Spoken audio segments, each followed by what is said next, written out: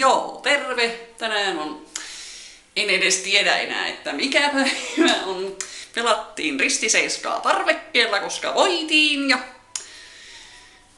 valitettavasti eräällä meistä alkoi menka. No sitten eräs meistä on lukenut myöskin 2 kirjaa tässä lyhyessä ajassa ja toinen niistä oli kesken jo Suomessa, mutta nyt se on loppu. Ja mä luin sen Andin tyyliin saatana päivässä, kun se oli niin ohutta tekstiä, josta mä osan tiesin, koska olen Hanoi-fani.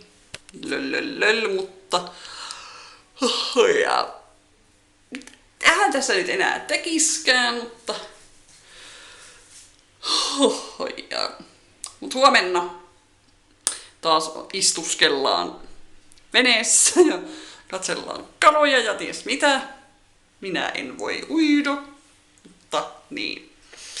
Menee ihan fine. Harmittaa vaan, etten...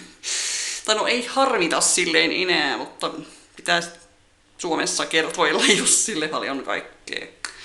Mutta kai siitä selvii. Niin ja tuli uusia tyyppejä, semmosia ausseja. Ja en oo tavannut niitä, mutta sehän ei estä mitään. Mutta niin.